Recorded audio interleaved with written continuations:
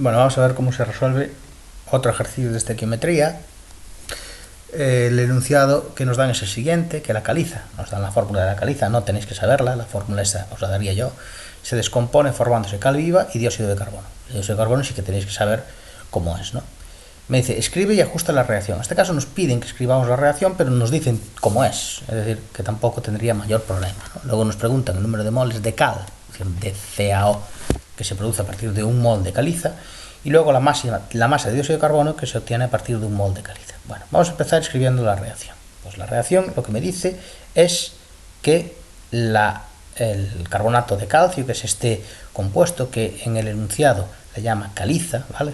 También se llama, el nombre en nomenclatura tradicional es carbonato de calcio, ¿vale? Se descompone formando cal, que es el óxido de calcio, y dióxido de carbono. Lo siguiente que tenemos que hacer, aunque no nos digan nada, es ajustarla. En este caso pasa una cosa, y es que la reacción ya está ajustada. Aquí hay un átomo de calcio, un átomo de calcio, un átomo de carbono y un átomo de carbono, y 3 átomos de oxígeno, y uno de aquí y 2 de aquí, 3 átomos de oxígeno también. Luego no hay que hacer nada, no hay que añadir ningún coeficiente. Es decir, todos los compuestos exclusivaron un 1 delante.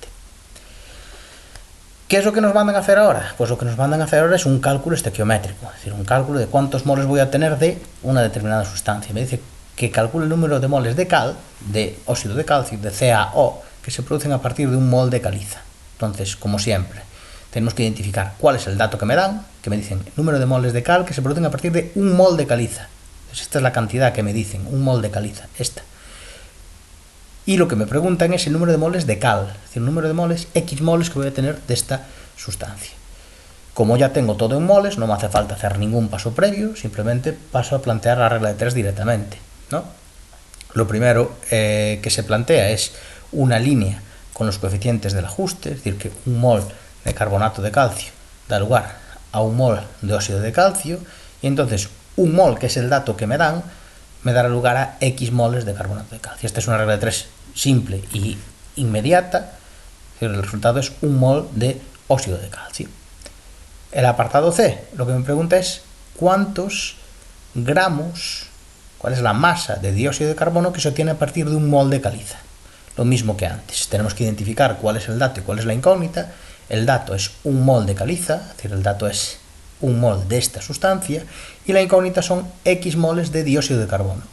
Vale, como ya me dan todo en moles, pues ya directamente puedo plantear la regla de 3, y 1 mol de carbonato de calcio, 1 mol de caliza, produce 1 mol de CO2. La primera línea de la regla de 3 va con los coeficientes del ajuste, con los números que lleva adelante cada uno de los compuestos, cada una de las sustancias. Y la segunda línea de 3 lleva el dato y la incógnita con X, ¿no? Entonces, 1 mol de caliza me dará X moles de dióxido de carbono. Es decir, que obtendré 1 mol de dióxido de carbono.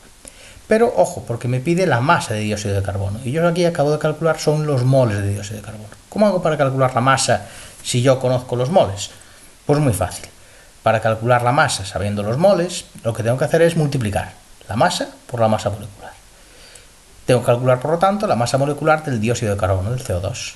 Tengo en cuenta que el dióxido de carbono tiene un átomo de carbono y 2 de oxígeno.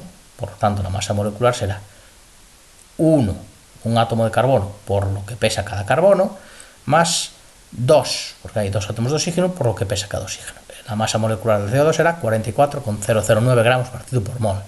Por lo tanto, ¿cuánta masa de dióxido de carbono voy a tener? Pues dijimos, la masa, como se ha calculado, multiplicando el número de moles, que es 1 mol de dióxido de carbono que yo obtengo, por la masa molecular del dióxido de carbono, que son 44,009.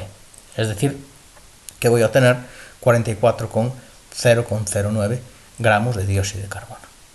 Y este sería, bueno, pues la manera de resolver un problema de estequiometría, pues del tipo de los que estamos haciendo habitualmente, ¿no? Y es lo que tendréis que saber hacer, los cálculos que tenéis que saber hacer.